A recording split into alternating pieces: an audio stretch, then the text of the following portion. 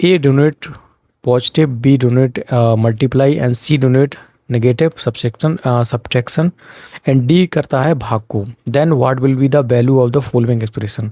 मैं कह रहा हूँ कुछ करने की ज़रूरत है ही नहीं। देखो कैसे करते हैं इनको। सबसे पहले क्या करते हैं, हमने थोड़ा आपका बेसिक क्लियर होना चाहिए मैथ में भी, बोर्ड मास। तो यहाँ पर ब्रैकेट और ऑफ तो है नहीं, तो क्या करना है, सबसे पहले हम डिवाइड कराएंगे फिर मल्टीप्लिकेशन। तो डिवाइड कहाँ, डिवाइड किसको डिनोट कर रहा है, डी। तो यहाँ पर इन दोनों के बीच में इनका क्या आ जाएगा, डिवाइड। तो ये इसका आंसर क्या हो जाएगा भाई, डी कर रहा है डिवाइड को, तो कितना हो जाएगा 32। ये आपका आ गया 32, ठीक है। फिर क्या करना है, मल्टीप्लाई कराना है। बी क्या करता है, मल्टीप्लाई। तो इन दोनों के बीच में क्या आ जाएगा, मल्टीप्लाई। तो ये 21 सत्ते 147, तो 147 और ये 32 को यहाँ लिख दो। अब क्या करना है, अब बचा आपके पास 128 और सी क्या करता है भाई, सी करता है प्लस को, सी करता है नेगेटिव को। तो 128 माइनस के 147 और ये हो जाएगा प्लस के 32, ठीक है। अब क्या करना है, इन दोनों को जोड़ दो, इससे घटा दो। तो ये कितना हो जाएगा, ये देखिए 160 हो जाएगा पूरा, क्योंकि इसके दो यहाँ पर आ जाएगा, तो ये 30 से।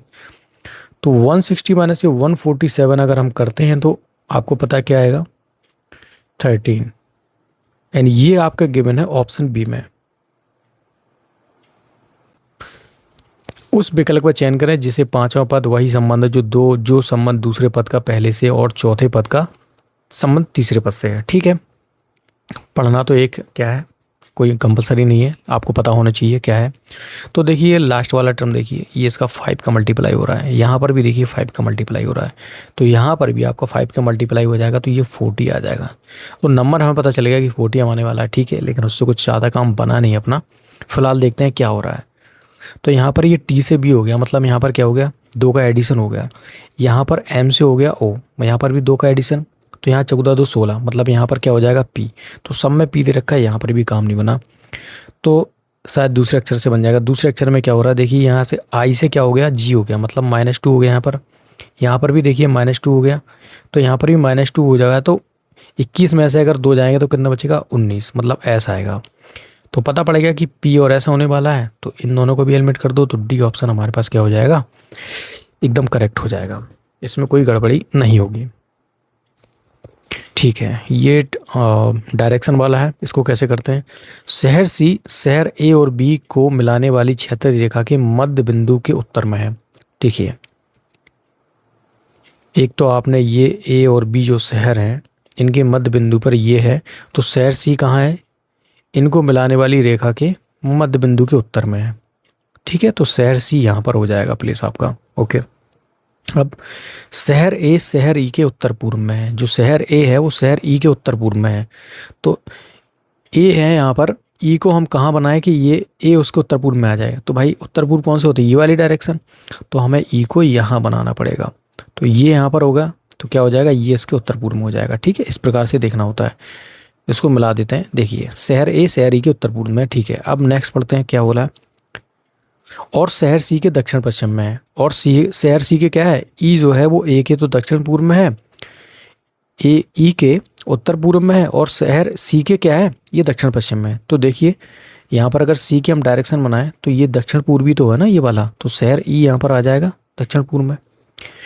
यदि शहर डी शहर सी के पूर्व में है, शहर डी शहर सी के पूर्व में है, तो शहर सी है, शहर के सी के पूर्व कौन सा हो जाएगा, ये वाला, तो शहर डी यहाँ पर आ जाएगा भाई। और शहर बी के उत्तर में है, बिल्कुल ऑफकोर्स बी का उत्तर कौन सा होगा, ये वाला, तो शहर डी देखिए शहर बी के उत्तर में और सी के क्या है, पूरब में आ गया, ठीक है।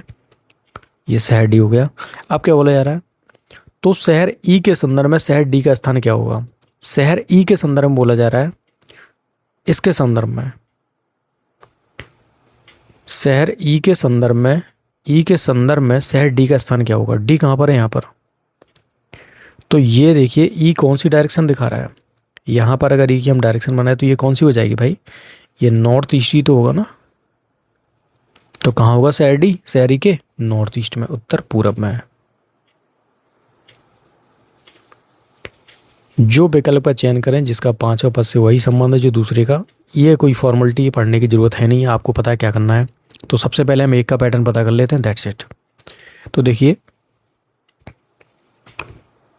हॉनेस्ट को क्या लिखा गया है भाई, TSHONEST, NOH। तो आप देख पा रहे हो कि इसको रिवर्स करके लिख दिया है यहाँ पर, ठीक है, यहाँ से।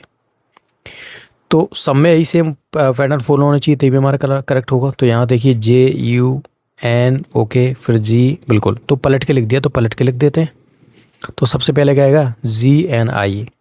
GNI किस में दे रखा है, इसमें नहीं दे रखा है, इसको हटा दो। फिर क्या आएगा W, ओके, W दे रखा है, तो E इसमें दे रखा है, इसके हटा दो। फिर क्या आएगा E, W के बाद E आने वाला है। जब यहाँ पर E आने वाला तो यहाँ पर H क्या कर रहा है, तो उसको भी हटा दो।